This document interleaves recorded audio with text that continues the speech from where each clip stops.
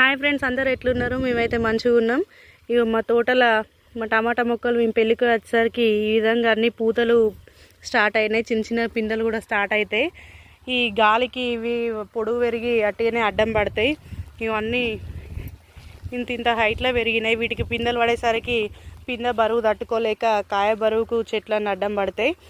అయితే వీటికి మొత్తం తీగలు కడదామని చెప్పి ఇట్లా కర్రలు అయితే వాతినాం.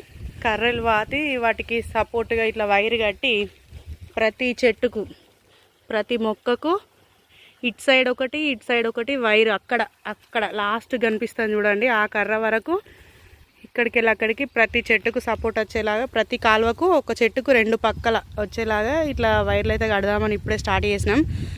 అదేవిధంగా మొక్కలు కూడా అన్నీ వాటర్ లేక అల్లిపోయినట్టు అనిపిస్తున్నాయి. ఈ టీ పనితో పాటు ఆ పని అయితే మొక్కలన్నిటికి కూడా నీళ్ళు వేస్తున్నాం. కాలువలలో వాడుతున్నాయి. వీటి పని వాటికి నడుస్తుంది. మా పనేమో ఇట్లా టమాటా మొక్కలకు అన్ని తీగలు కడదామని చెప్పి కట్టడానికి అన్ని సిద్ధం చేస్తున్నాం. కర్రలు కొట్టడం అయింది. వైర్ అయితే ఆపుతున్నాము.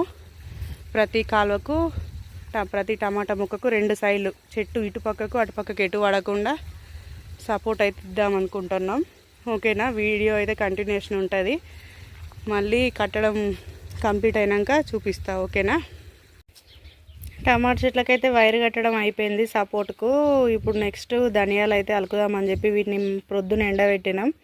ఎండబెట్టి ఇట్లా వక్కల్లా వేసి రాకి ఇవి మళ్ళా కాలువల మధ్యలో ఎక్కడ కొంచెం పదన వాటర్ కాలువలోకి వేస్తే ఎక్కడ పదన ఉంటుందో ఆ ప్లేస్లలో వీటిని వేసుకుంటే మనకు కొత్తిమీర వెళ్తుంది. అందుకని చెప్పి వీటిని అయితే వేయడానికి ఇట్లా సిద్ధం చేసినాం. మంచిగా ఎండినాయి. వీటిని రాకుతే ఇట్లా ధనియాలు 2 వక్కలు అయినాయి. ఓకేనా?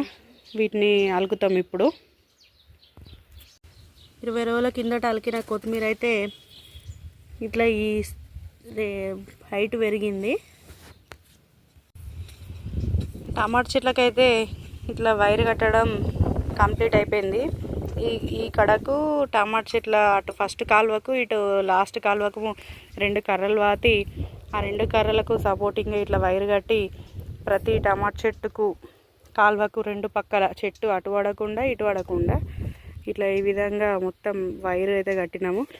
కట్టి ఇది గాలికి అటు ఇటు వైర్ వెళ్ళకుండా మధ్యలో ఇట్లా సపోర్ట్లకు ఇట్లా నాటు కూడా వేసినాము ముడిలాగా. ఓకేనా? కంప్లీట్గా 1 2 3 4 5 6 కాలువలు ఉన్నాయి టమాటా చెట్లు. 6 కాలువలకు కంప్లీట్గా 2 సైడ్లు ప్రతి మొక్కకు 2 సైడ్లు వచ్చే విధంగా, అంటే కాలువకు 2 సైడ్లు వచ్చే విధంగా ఈ విధంగా వైర్ అయితే కట్టడం కంప్లీట్ అయింది. అదేవిధంగా మొక్కలకు అన్నిటికీ నీళ్ళు కూడా కట్టడం అయిపోయింది. 2 పనులు ఒకటే దెబ్బకు 2 పనులు కంప్లీట్ అయిపోయినాయి. ఇప్పుడైతే మా చెల్లె ఈ పక్క మళ్ళీ ఇప్పటిదాకా రాకిన ధనియాలు ఉంటాయి కదా, ఆ ధనియాలు అలకడం కోసం ఇప్పుడు మనం కూరగాయల మొక్కలకు ఒడ్డు కాలువ వేస్తాం కదా, ఒక సైడు వంకాయ మొక్క పెట్టినా ఇంకొక సైడ్ ఖాళీగా ఉంటుంది కదా, ప్లేస్ ఎందుకు వేస్ట్ కావాలి? ఇది చిన్న మొక్కలే కదా, నెల రోజులు కూడా ఉండదు వీటి పరిమితి కాలం. 20 రోజులు అయిందంటే మనం కూరలలో దింపుకొని వేసుకుంటాం కాబట్టి అందుకని చెప్పేసి ఇట్లా ఈ పక్క ఖాళీ ప్లేస్ ఉంది కదా అని చెప్పి ఇక్కడ నుంచి అటక్కడ జాలి ఉన్నంత వరకు ఇట్లా గీతలు కొట్టేసింది సలాకతోటి. ఇందులోనైతే ఇప్పుడు ధనియాలు వేస్తుంది. చూడండి.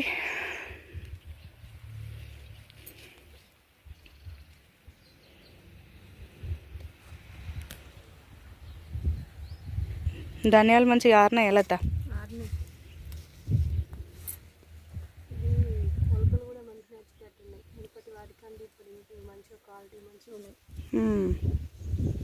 మనకు కొత్త మెంతులు అయితేనే రావు, పాత అయితేనే కొంచెం 1 నెల 2-3 నెలలు మక్కినట్టు అయ్యి తొందర మొలకొస్తాయి. కొత్త అయితే పచ్చి ఉంటుంది కదా లోపల.